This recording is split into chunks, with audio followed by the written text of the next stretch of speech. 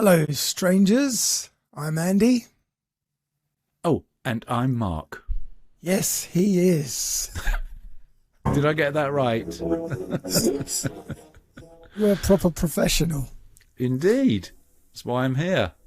And this, of course, is Strange Stuff. Podcast. Second video expedition. Did you watch the first one, by the way? Yes. And did you notice anything funny about yourself? Other than the yawning. But no, what you thought was weird, I kept looking up. And Yes. in fact, I'm looking up to the world map that happens to be above the computer. So that's why I was looking up. I wasn't looking up at the heavens. I was actually looking up at the map to see what was going on in the world. Because weren't we talking about drugs? Yeah. And we were talking about the French influence in India or something. I had to work out when did the Suez Canal open up? Oh, that was 50s? Right. So in the years of the spice trade, the Frenchies had a hell of a long way to go to get to India by boat. I mean, they had to go around the whole of Africa, around Cape Horn, and then up into the Indian Ocean. It was a long way. Oh, sorry. The Suez Canal opened. Yeah. Oh, that was before the 50s. The Suez Crisis was in the 50s, wasn't it? No, but the not the drug trade, the spice trades, that was 1600s. So yeah, that's there was what no I'm really Suez asking. Canal then. No, exactly. There was no Suez Canal. Now, one thing that you've obviously overlooked is the effort that I have made, bearing in mind we're now on video. Oh, you've put a shirt on. Thank you. Someone had to set the bloody tone with you. What have you got? So, you were wearing that T-shirt 3 days ago. I was wearing it yesterday. And what? And you were wearing it yesterday. Exactly my point. You wear clothes for more than one day in a row. Yes, because I wasn't born in Buckinghamshire Palace. I wasn't born in Buckinghamshire. Where was I born? Bushy Heath. Quality. Silver Spoon Hospital. No, it wasn't. Very ordinary hospital. Now, the other thing I've got to work out is your face is very bright. Is my because I don't want people to miss the details of my face. Now we're on video. I've got you I blurred. might have to turn my whole desk around. I've got you pixelated on purpose. Yeah, exactly. Cover me up. What, the top half or the bottom half pixelated? All of it. Now, just of mild interest, not to the listeners, probably not to you either, but this, I think, is the first time I've worn this shirt in about 20 years. It's an old work shirt, as you can probably guess. Really? Yeah. This is the second time I've worn this shirt in 2 days. Yes, you're right, exactly. Well, that's the difference between us. I've got such a stock of clothes, I cannot wear something for 20 years, whereas you have to wear things 2 days in a row.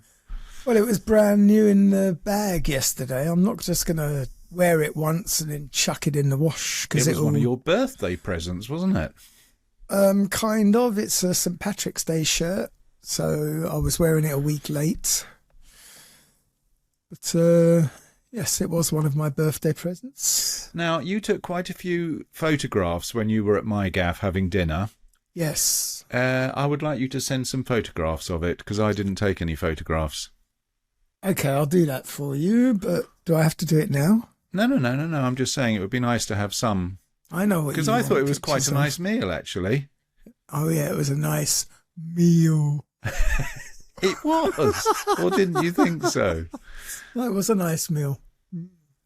Anyway, nothing like a bit of roast chicken on a Saturday night. But clearly I'll have to edit out all the faces of people because without their consent, I can't really just share photos of them. I'm not talking about posting it on the website. I'm talking about sending it to me. It's you I'm worried about. So do the listeners know that it was your birthday a few days ago? Some of them probably do. I didn't make a big deal out of it.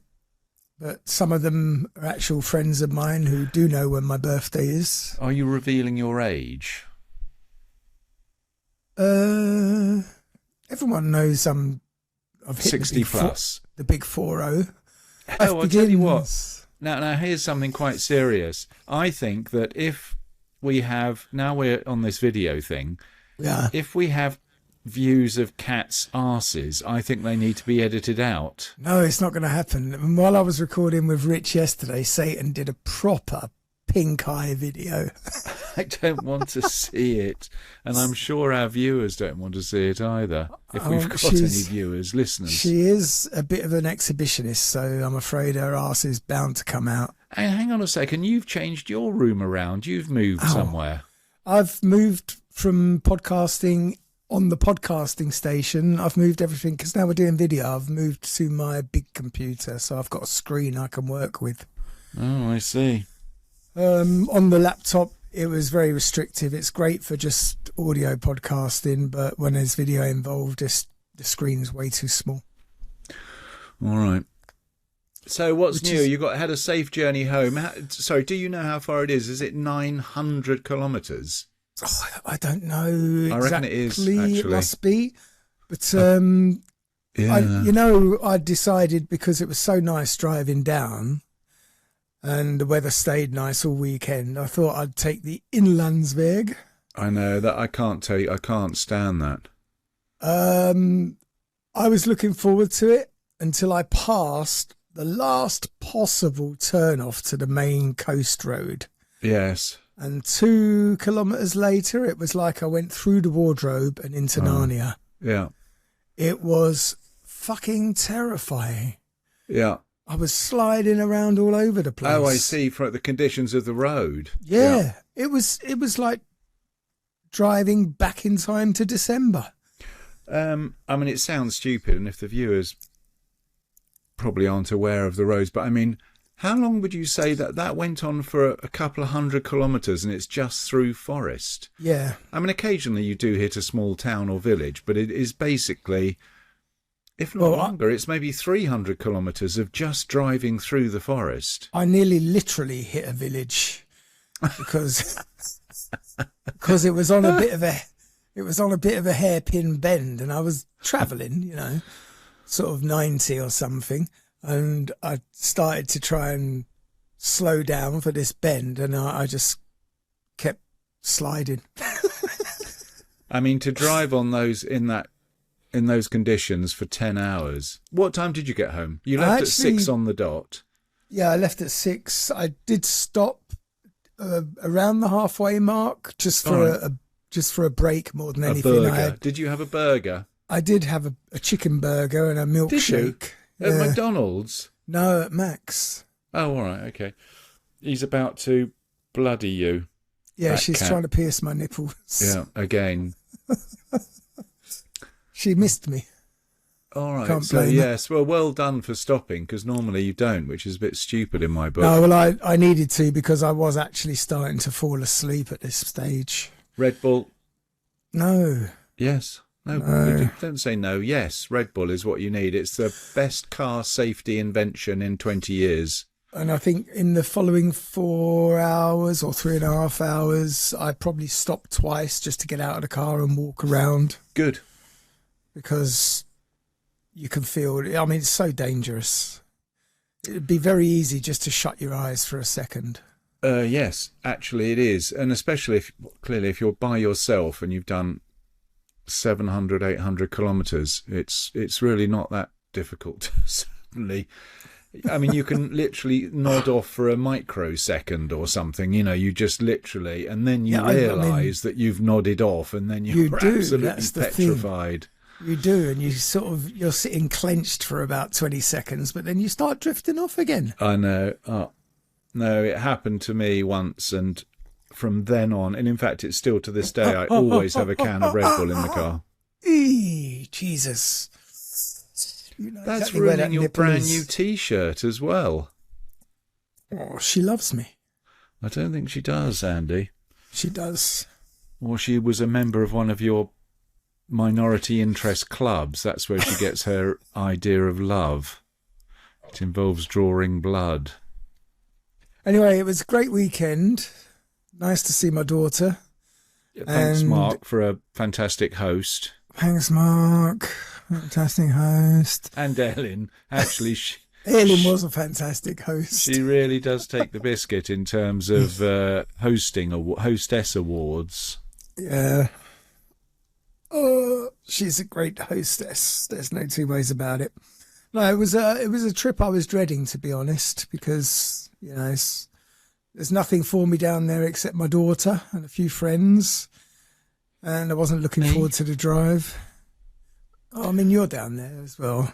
No, but I think you do well. But I don't know. I think I would fly. I would fly to Stockholm and then fly back, or fly up here. It's impossible to do the return trip on a Sunday. You're right. It is impossible because they don't fly from Mora on a Sunday. Also, I needed my car while I was there. It's just... Did you take stuff back with you? It wasn't just for taking stuff back. It's just for getting around. I mean, I was living like a gypsy in the back of my car. Oh. I was one night with Hannah, one night with Andy and Ian, and one night with you. Yeah. Can you imagine if I'd had to get taxis? It would have cost... There we go. Hello. No.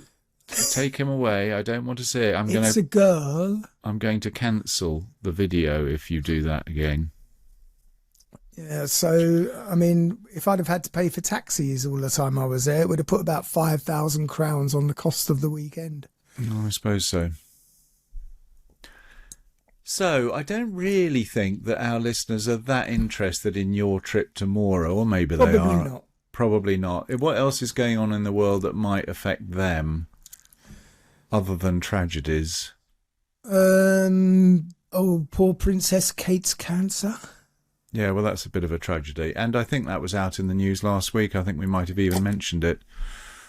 I didn't even know there was such a thing as preventative chemo. I didn't think that was a thing. I thought it was a cure. Yeah, I'm not sure. No, it does. It does exist, actually. Really? It is. So you can actually do it as a preventative measure. So why would anyone submit to chemotherapy on the off chance that they might get cancer? Oh, no. Unfortunately, they did find cancer, but you're never... Of course, I'm not a... What's a cancer surgeon? An oncologist? Or is that an arse doctor? That's an arse doctor. What's a cancer surgeon? I think oncology is also cancer, though. Because... Anyway, I think when you have an operation, they can never be 100% certain that they got rid of it all, so they give you a session of chemo or however, a course of chemo to make sure that any lingering cells are eradicated. But that's not... Oh, and of course we had that ridiculous... Well, I say ridiculous, that, again, tragic event in Moscow?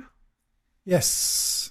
So the British or the Western press, and probably rightly so, is reporting that Putin is frantically trying to teach these 4 IS terrorists how to speak Ukrainian so that he can parade them about as Ukrainian terrorists other than the Islamic State terrorists, which... I wouldn't like to be in their shoes right now. I'm surprised, actually, that they, to put it bluntly, that they survived. I thought they would have done the old Harry Carey number. I mean, you can imagine it's a bit like Three Lions. Do you remember the film Three Lions? About the... George Clooney? No, about the sort of English ISIS Muslims who... It was a comedy film. No. And they were... anyway, I'm sure that they were all sitting around planning, and when they were chosen for this mission, they were probably trying to make excuses about how they were busy that day, and he would love to be a martyr, but I'm afraid I've got a hair appointment. Talking about comedies, what is worth noting is what certainly I fell asleep to and you walked out on for about half an hour. And we can remind the listeners, I don't know what episode it was, but Jeff the Talking Mongoose. Oh, we did that about 2 years ago. I mean, it was a long time ago, but quite incredibly, Hollywood did a movie about Jeff the Talking Mongoose. Yeah. Probably after having listened to our podcast. I'm surprised that I wasn't Mentioned in the credits. not just mentioned in the credits, but at least consulted. Inspired by Strange Stuff Podcast, Jeff the Talking Mongoose. And I wish they had consulted me, because I would have told them, don't waste your money. That was a steaming pile of shit. You mean the film was? I thought that Yes. was one of the most fun episodes I've done. Anyway, it might not No, have the been episode enjoyed that by we the did listeners, was but- the episode we did was fabulous, but the film. No, I was. I mean, I'm fast asleep. disappointed. I'm disappointed with Simon Pegg. Yes, you're right, because I've always rated. He has done some very good comedies, but this was not one of them. I did attempt to watch, because after you fell asleep, I thought I'll just go to bed, and then I tried to watch it this morning or yesterday afternoon, and it basically, after about 25-30 minutes, I just fell asleep. It was just awful. Yeah, no, it wasn't a great movie. It was a bit of a shame. It could have been a good, fun movie, but it was no. Anyway, so that was something of interest, that a gets a Hollywood 0. movie actually made of Jeff the Talking Mongoose. It's not the first of our episodes that have made it onto Netflix. We had The Watcher. Oh no, you're right, and in fact, and we have to tell the listeners that they all happened after we did the. We didn't take inspiration from. I was going to say the Italian island one. Was that you saw the movie and then we did the podcast? No, I heard about the guy and then I watched the movie for research. No, exactly. But in other words, Hollywood did it before we did. What was that called? Island Rosa Island. Rosa Island, yes.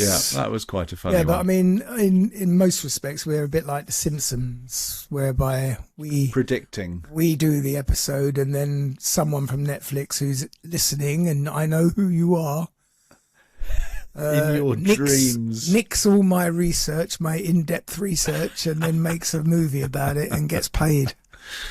Oh dear. Yeah, Bastards. You never know. You never know. So outside of that craziness in Moscow, poor old Princess Kate, what is she known as? The Princess of Wales. Princess of Wales. And of course, poor old Trumpy, old Donny. He's in a bit of stuck, isn't he? I think today is the day, actually. I think today is the day that he has to raise the 464 million, or they start seizing assets. Have they already had their elections? I never know with America, because they're always having elections. No, the primaries they've had. So it is Biden versus Trump. Absurd. Absolutely absurd. And actually, I think the Democrats are as crazy as the Republicans in that the Democratic Party accepted Biden as their candidate, with all of the younger, not more sensible, but more with it people, let's put it like that. Non-dementia candidates. Well, you know, he did well. The State of the Union address was what I was trying to think of a couple of weeks ago. He didn't actually do well, because he kept referring to Gaza as Ukraine. No, that wasn't Ukraine as Gaza. That wasn't the State of the Union. That was something else. He held it together. It was ridiculous. Oh. Anyway, I listened whatever. to a bit of it and I thought, come on, isn't somebody standing there with a stick or something to poke him at least when he does Prompt that? him. If he gets it wrong, he gets an electric shock. I mean, he needs a cattle prod. Fucking rubbish. Anyway, we're not going to make that mistake. We're not going to make that mistake. What do you mean? I'm already halfway there. Well, yeah, but I'm going to prod you. I'm going to give you... think you have a much better recollection of the previous episodes, but for me, sometimes I draw a complete blank.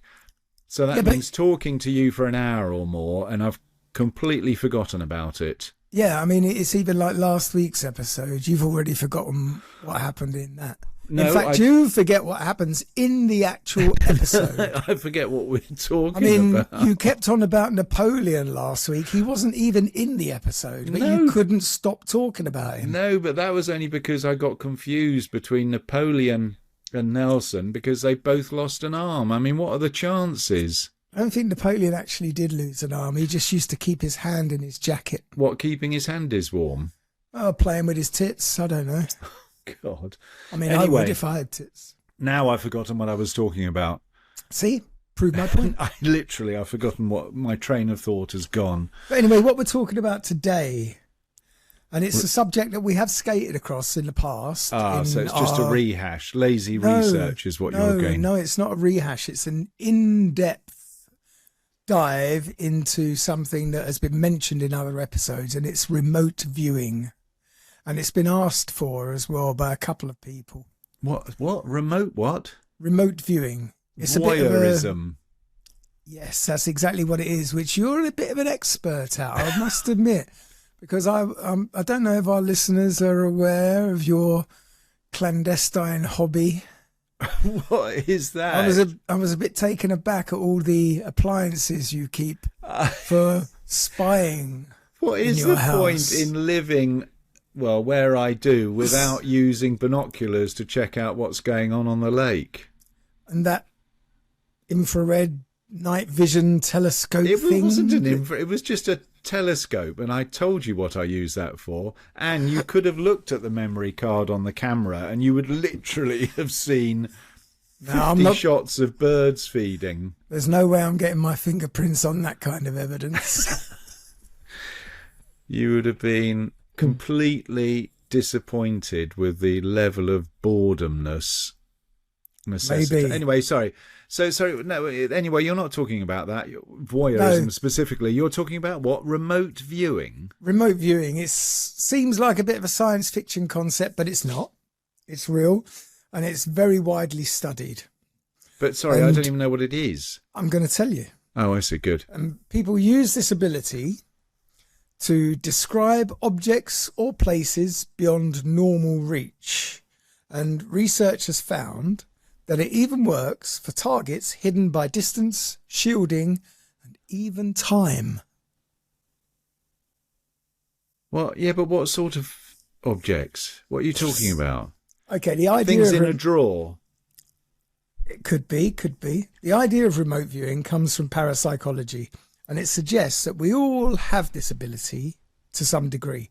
And typically, it involves a team. One person, the viewer, tries to describe a target.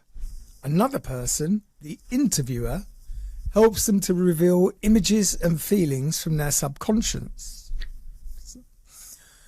A big part of training in remote viewing is learning to separate psychic signals from mental noise. It's like tuning into a specific radio frequency. And the results can be anything from interesting to fascinating. Physicists. There's no boredom involved. It's interesting or fascinating. Yeah, there's nothing in between. It's a bit like our podcast. Right. Okay, I've got a test for you. I have written a number. Shall I give you a clue, or should we go completely blank? 69. No. It is a two-digit. I'll give you that much. It's a two-digit number. I have written down a number on my pad, and I've now put it under my desk. Yeah, but... Shall I touch it? Shall I put my hand on it? Will that help you? All right. Don't touch it. Don't touch it when we're live. The palm of my hand is now on the number. Don't touch things on camera. No, seriously, come on, try it. It's a two-digit number, the palm of my hand, and maybe we've got to look into each other's eyes or something. No, please. Come on. Come on. At least you can't choose 69. That's just silliness. I've eaten cake for breakfast. I want to keep it inside me. Come on, do it.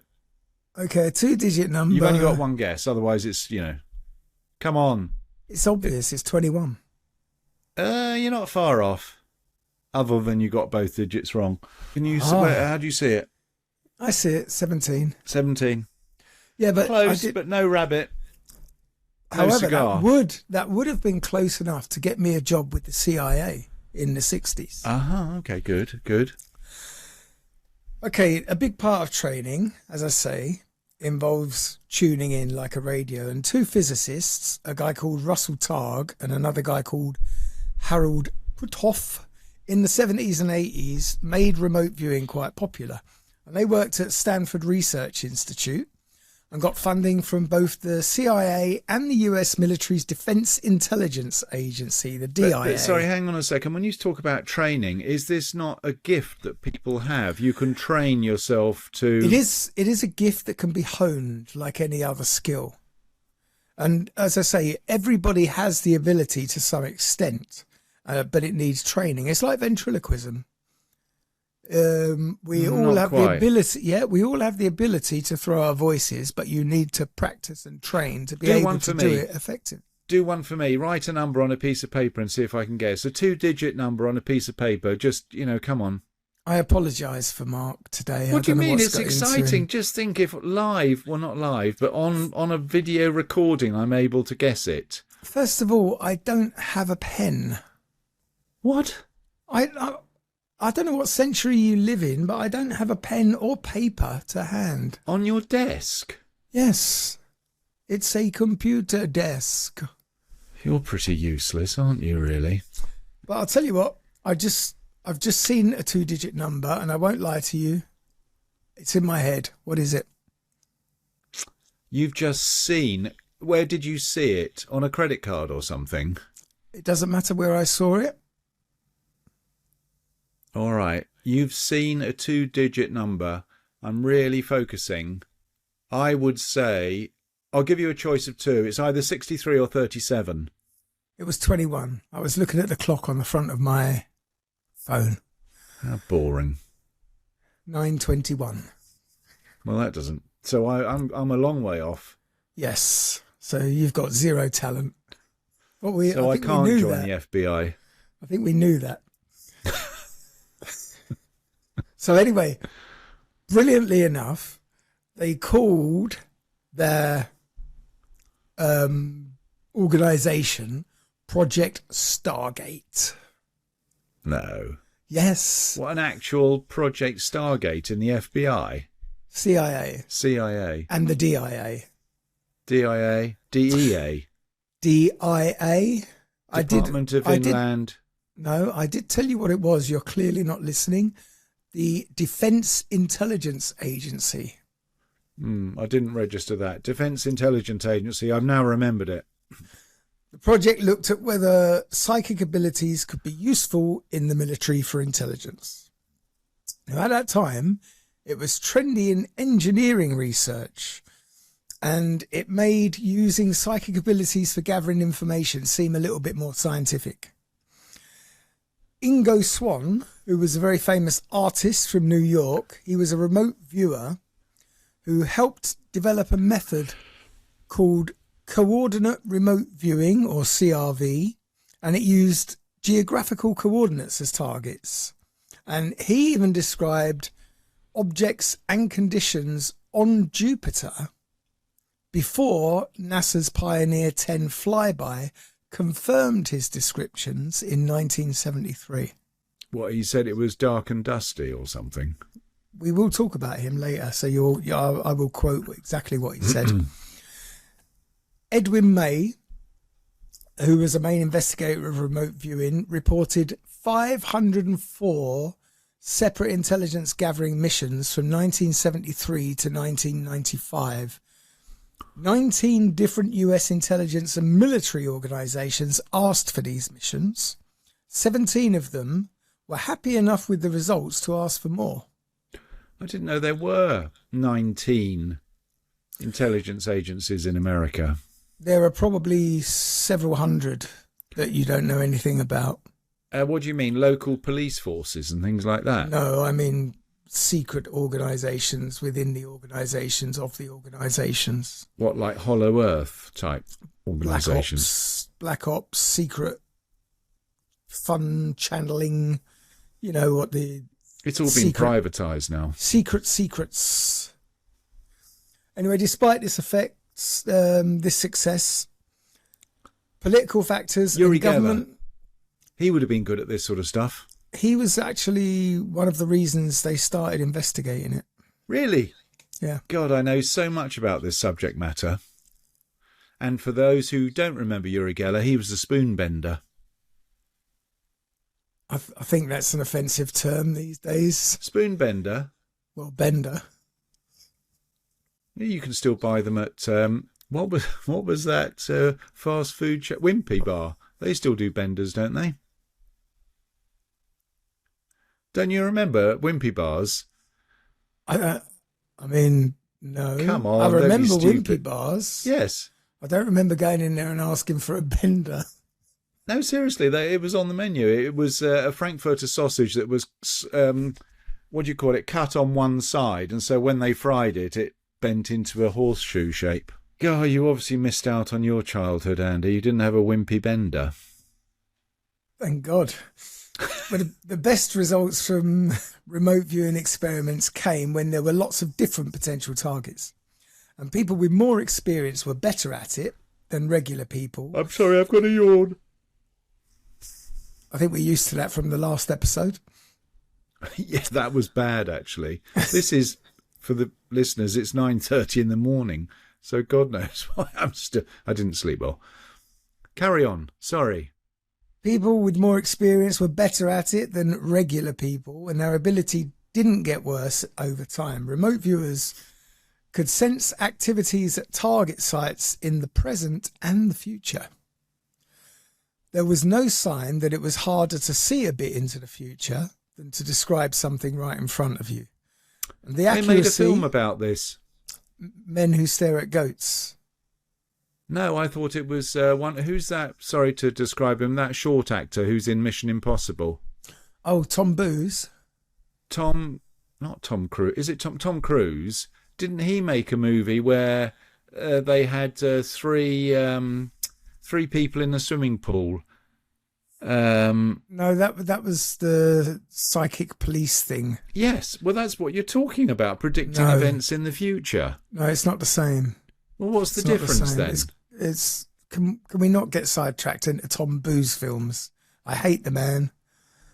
Well, I thought I was spot on there. That's exactly what you were just describing, predicting things that happen in the future. The accuracy of remote viewing wasn't affected by distance, even up to 10,000 miles, and viewers could sense details as small as 1 millimetre. Now, even though the US government officially stopped Stargate in 1995, people are still interested in it.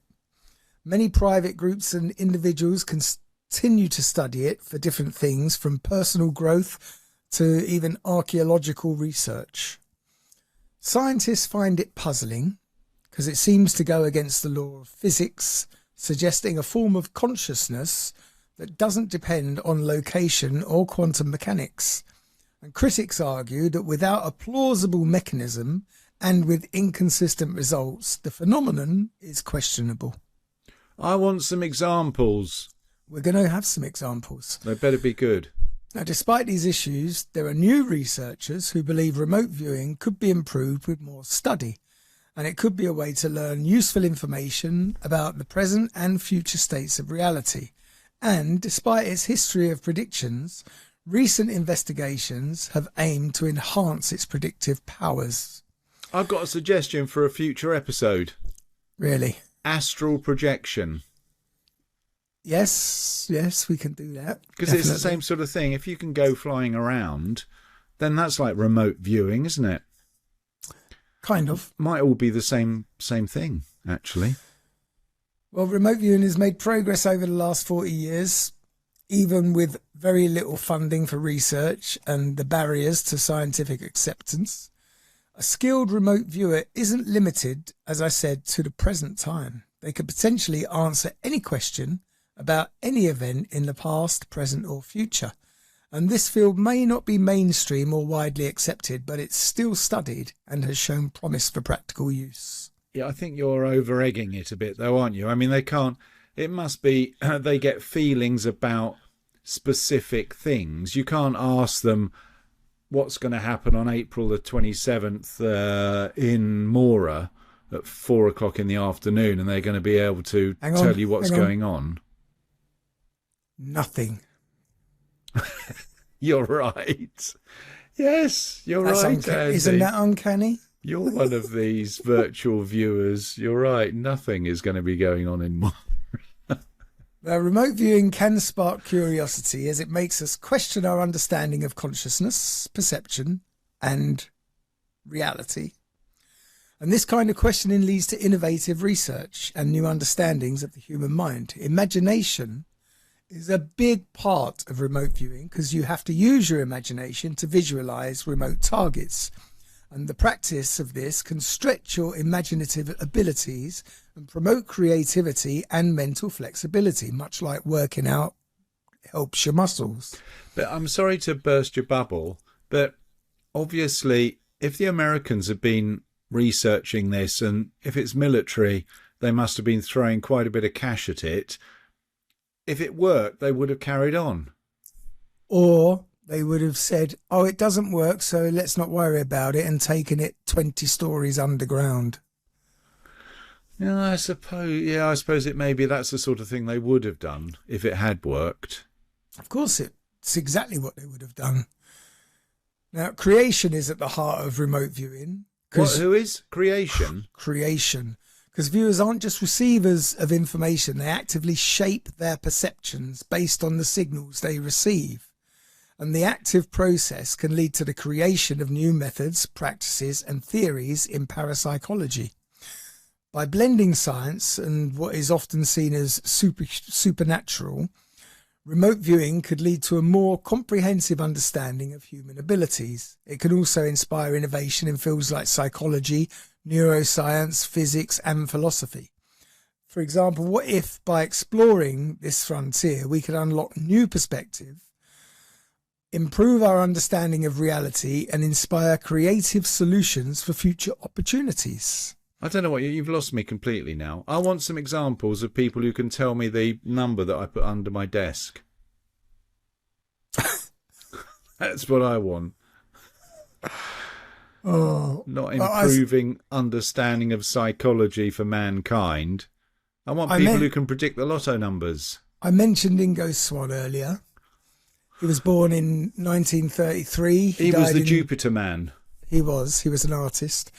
He was the world's foremost psychic at one point. He was a visionary and an artist, a writer and an emblem of downtown New York scene in the 70s and 80s. And he's best known as the father of remote viewing. Ingo Swann. So that was his name? Ingo Swann. Ingo Swann. All right.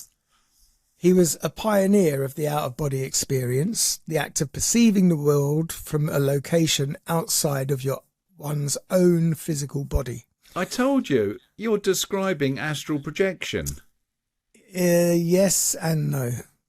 Well, there's no know about it. In 1973, he viewed Jupiter's rings, discovering them remotely years before NASA confirmed their existence. In 1978, he was involved in remote viewing experiments established by the US Army and the CIA in collaboration with the Stanford Research Institute. And this clandestine initiative, Stargate, later became the basis for the movie The Men Who Stare at Goats, starring George Clooney. Oh, that was George Clooney, was it? I was going to say George Clooney earlier. And Jeff Bridges. All right. For Stargate, Ingo and a group of psychics used their abilities to spy on Russia from Palo Alto in California, even remotely discovering a downed Soviet spy plane under jungle canopy in the African country of Zaire, after the US Department of Defense had deemed it lost. Did they recover it? Yes. Boney M did a song about Zaire, didn't they? They did a song about Babylon. And I think the word you were looking for was Zion. Ah, yes. Sorry, not Zaire. Oh, dear. Satan's getting ready to show you something. I'm really not interested in seeing it, actually. I can't have you sitting there, Satan, because you're writing my script. You have to move that cute little pink... Come on. Come on. Right, are we still talking about this Swan fellow? He seems to be a bit of a star. I've got my script is covered by Satan's arse at the moment, so we're having a little breather. Let's hope he doesn't leave any marks. Which I can edit out. Come on. Ingo and his pet chinchilla lived on the Bowery, where he created cosmic art that can be found in the permanent collection at the Smithsonian. Many of his paintings, as well as his furniture, book and record collections, have got a home in the rooms and public spaces of the High Line Hotel Where's that? in New York. All right. He was obviously quite successful as an artist if he's got exhibits in the Smithsonian. So that is, in fact, is that an art gallery or is it a museum? The Smithsonian is a museum. It is a museum, isn't it? But Yeah. it does contain art as well. All right. Because art is historical. To that extent, yes. Oh, so the Stargate project itself. This was a secret US Army unit established in 1978 at Fort Meade in Maryland by the DIA. Remember them? Department of Intellectual Association. Exactly wrong. And the SRI. Defence Intelligence Agency. Yes. And their purpose was to investigate the potential for psychic phenomena in military and domestic intelligence applications. The project and its precursors and sister projects originally went by various code names. Gondola Wish, Stargate, Grill Flame, Center Lane, Project CF, Sunstreak, Scan. Oh, they went on until 1991, where they were consolidated and rechristened as the Stargate Project. And their primary focus was remote viewing, which is the ability to see event sites or information from a great distance. And the project was overseen until 1987 by Lieutenant Frederick Holmes Altwater, who was a psychic headhunter, to Major General Albert Stubblebine. These are invented people. They sound like Simpson names, don't they? There's no way that first fellow, the headhunter chap, existed. That could not have been his name. I had to skip over his nickname because, you know, they do like a nickname in the military. He was Lieutenant Frederick Holmes Skip. As in Atwater. E. Skippy. Skip. No, just Skip. What was that, Skippy? Helicopter down in the ravine. I wonder how many people know what Skippy is. All of our Australian viewers. Oh, yeah, of course, they probably still show Oh, it. look, there she goes. No. Good girl. Yeah, they probably still show it in Oz, actually. I think he's still a B-list celeb in Australia, Skippy. Oh, well, what do you mean? When I lived in Sydney, I went to see him, but they had about 8 of them, all called Skippy. Oh. Yeah, so information in the US on psychic research in some foreign countries was poorly detailed, based mostly on rumour or innuendo from second-hand or tertiary reporting, and it was attributed to being both reliable and unreliable disinformation sources from the Soviet Union. But So, right, hang on. We've been talking now for 45 minutes, and the only example of virtual viewing has been this Diego Maradona Indigo Swan, or whatever his name was, about the rings on Jupiter. yeah, but we're not here to do a who's who of the Uri Geller style. Yes, My viewing I is think that would better be than far more yours. interesting. Who is going to tell me what my number is under the desk? I'm not bothered about Okay. Jupiter rings. 17. And you were boring at 21. You must be mad. My life at 21 would have burned your eyeballs. Right, so are we going to talk about Uri Geller? We will talk about a little bit about Uri Geller. Only because people know who he is, because he's a bit of a star in America and the UK. And possibly Oz. Oh, anyway, the CIA and the DIA decided they should investigate this and know as much about it as possible. So, reviews were made semi-annually at the Senate and House Select Committee level. Work results were reviewed and remote viewing was attempted, with the results being kept secret from the viewer. It was thought that if the viewer was shown they were incorrect, it would damage their confidence and skill. Oh. And this was standard operating procedure throughout the years of military and domestic remote viewing programs. Well, that removes the whole concept of learning by your mistakes. But they don't want them to make mistakes. No, what do you mean?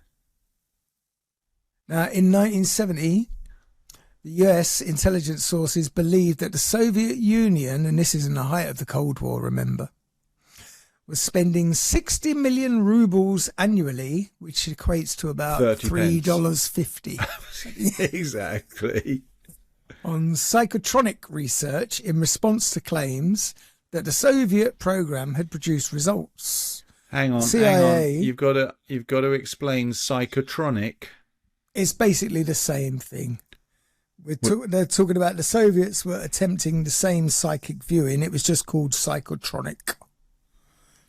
All right, I'll let you get away with that. Probably psychotronic ski. Ski? Yeah, psychotronic Russian. ski. Yeah, you're right.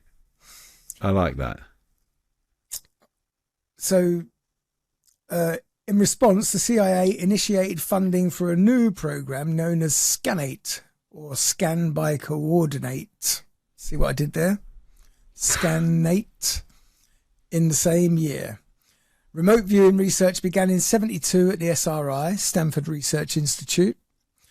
And proponents are friends Russell Targ and Harold Putnoff of the research said that a minimum accuracy rate of 65% required by the clients was often exceeded in later experiments. Yeah, but I want to know what they were predicting.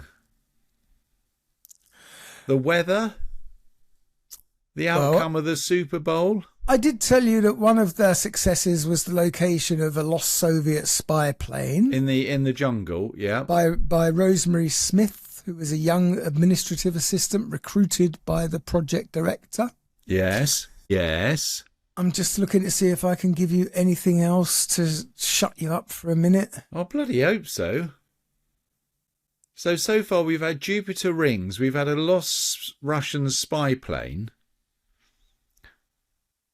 You can't say they were right 65% of the time if you don't have a clue what they were right about. But you've got to remember that most of their work was bloody secret. They're not going to say... secret enough for you not to know the name of Stargate and Spangate or whatever the latest thing you're talking about is. They're not going to say, oh, this is one of our top secret missions that was successful. I would hope they do. We've had top secret missions that have been released. What about that Area 57 that you like so much? 52. Area 52, that's all open now. Not any secrets. They even made that film Aquaman about that poor fellow that they captured in the 50s. Or was that fiction?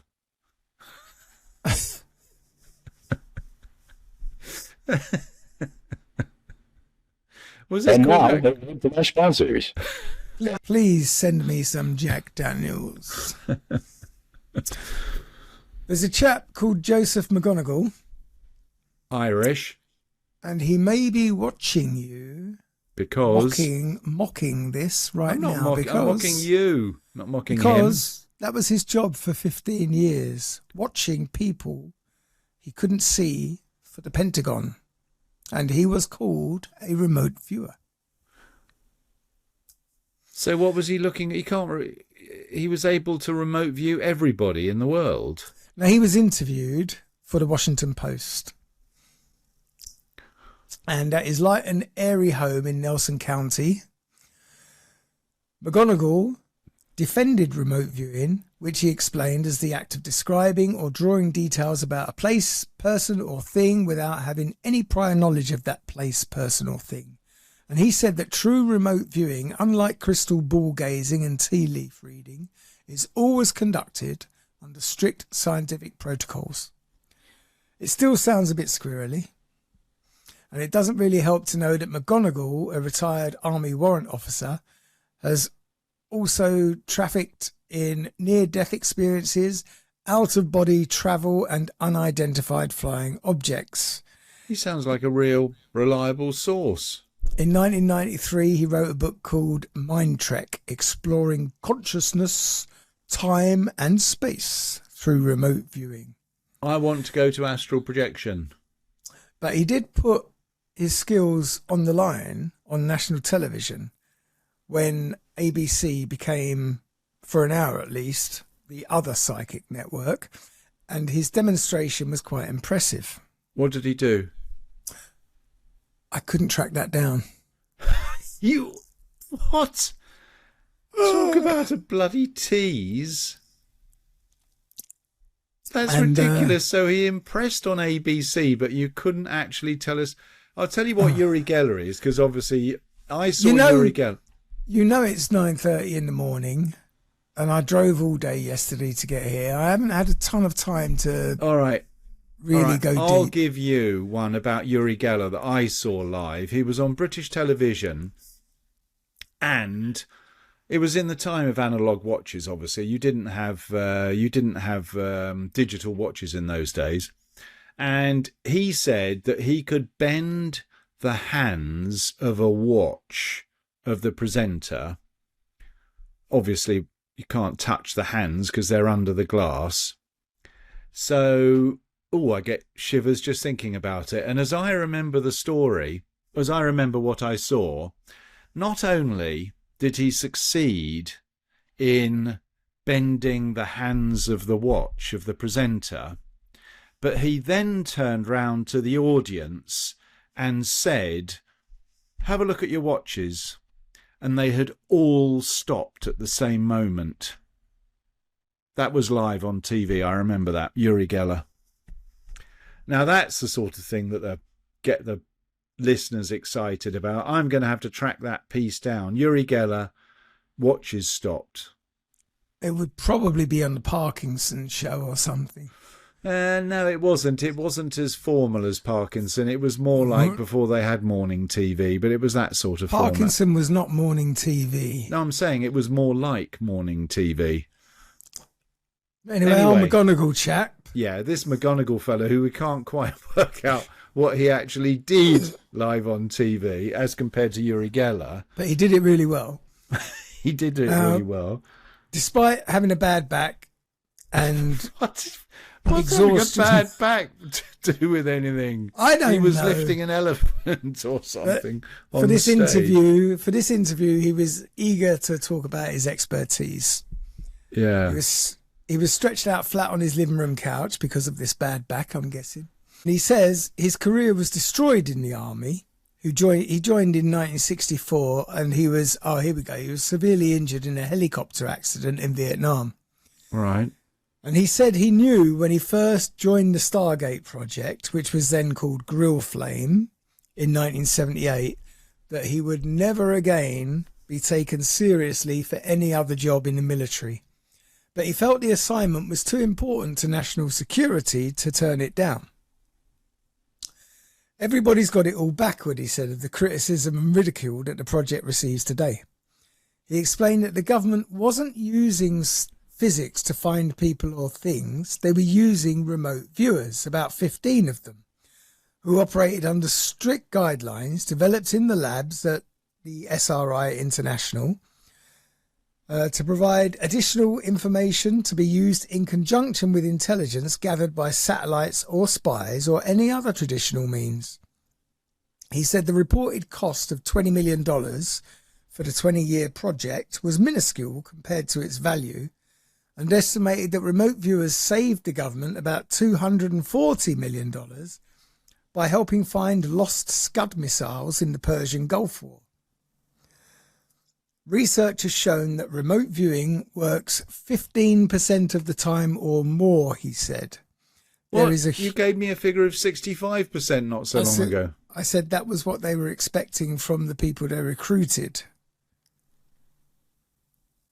And yet they were only successful 15% of the time.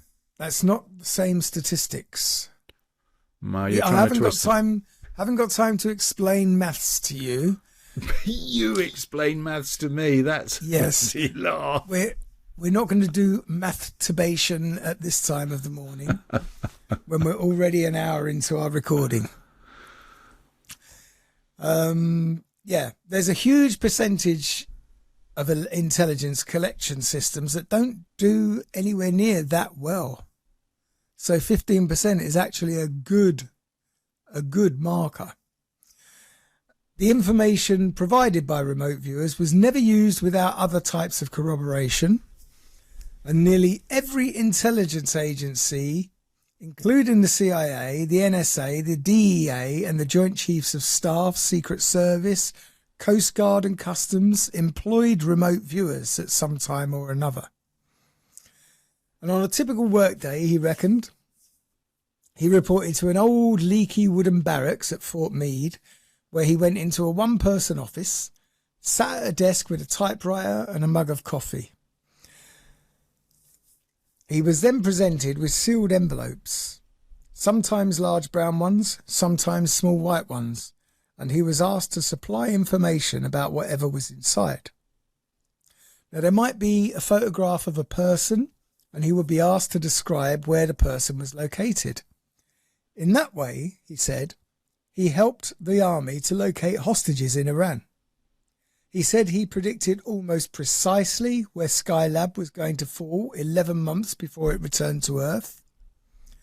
He named the city in Italy, Padua, and described the second-floor apartment where Brigadier General James Dozier was held hostage by the Red Brigade in 1981.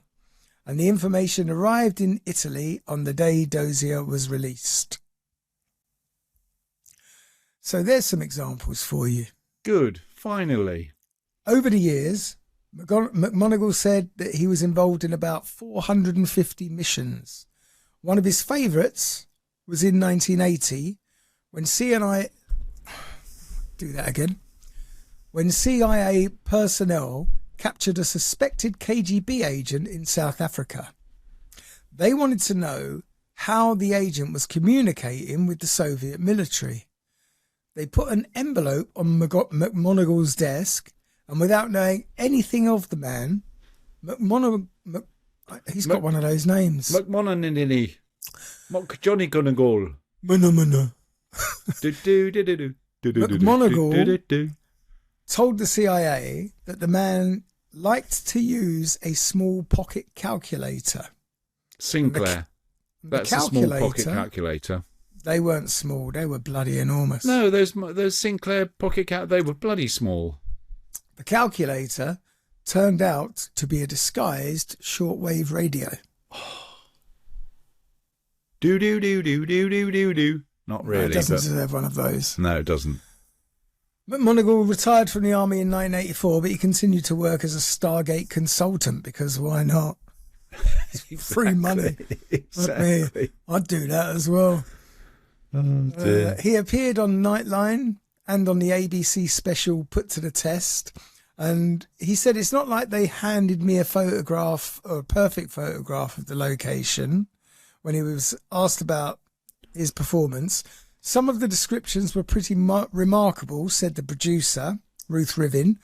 We followed all the scientific protocol laid out by Edwin May, a nuclear physicist at SRI, who's been researching remote viewing for the last 20 years. And Rivin flew McMoneagle to Houston, a city he'd never visited. She hired a location scout and instructed her to take photos of several Houston landmarks. Houston. We have a problem.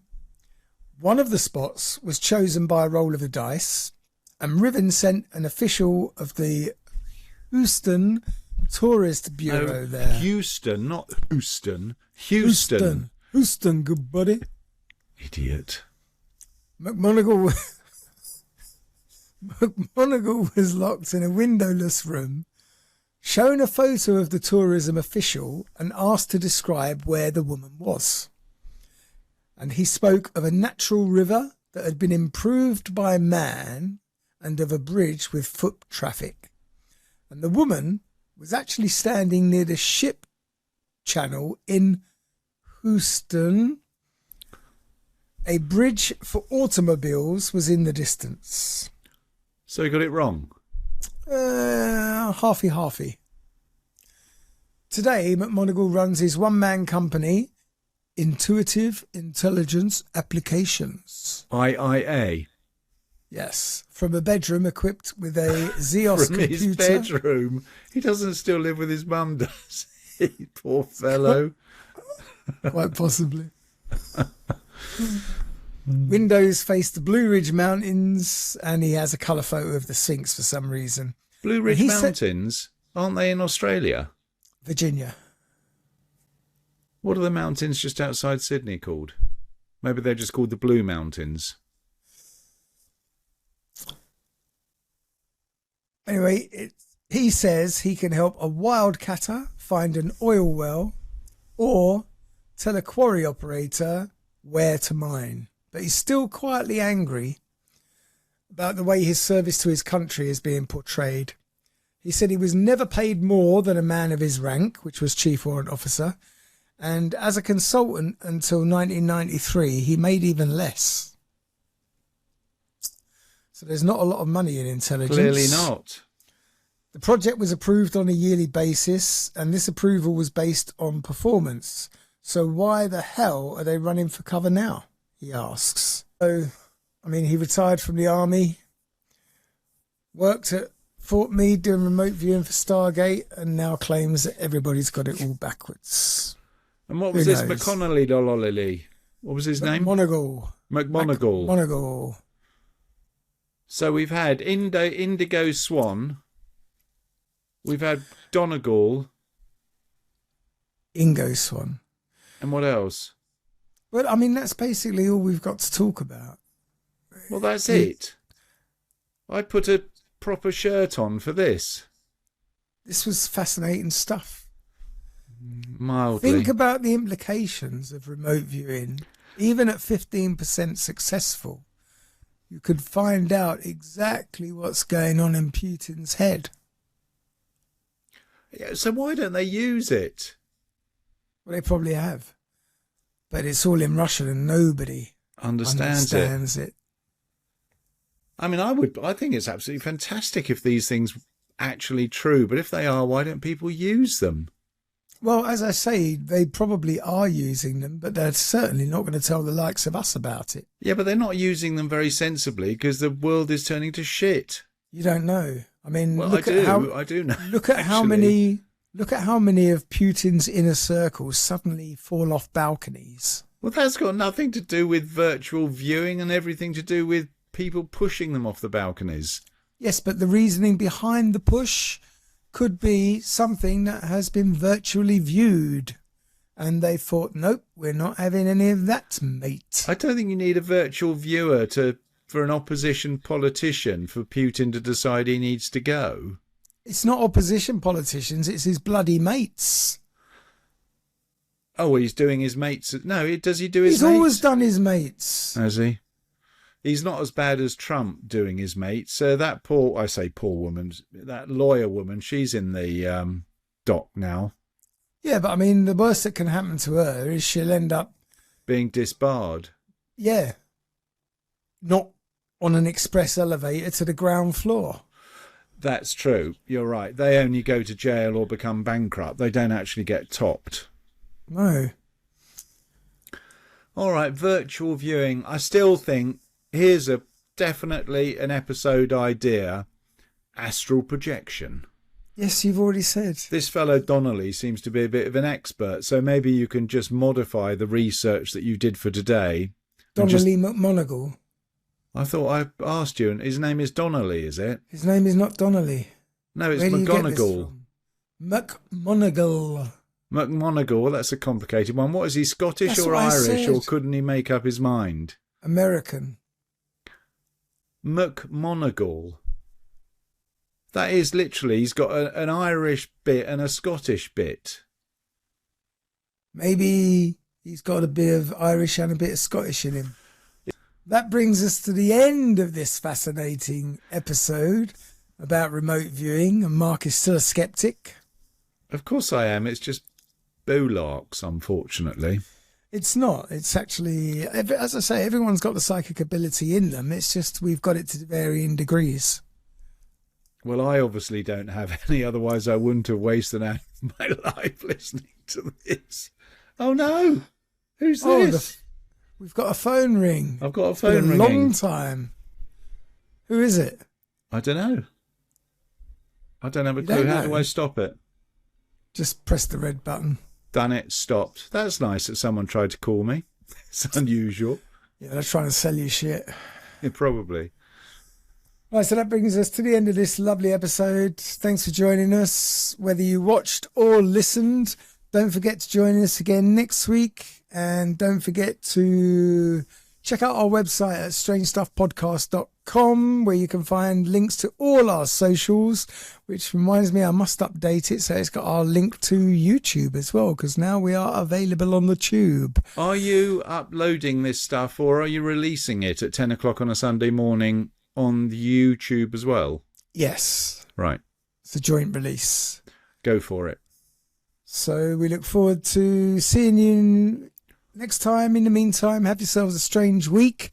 If you do some remote viewing, can you let me know what the numbers are for the lottery on Friday? Exactly. That's what I want to know. But I want to know them on Thursday, not Yeah. Saturday. Yeah, you're right. Feel me? So have yourselves a good week, and we Yep. will see you soon. Good one, Andy. Well done. Oh, that was very loud.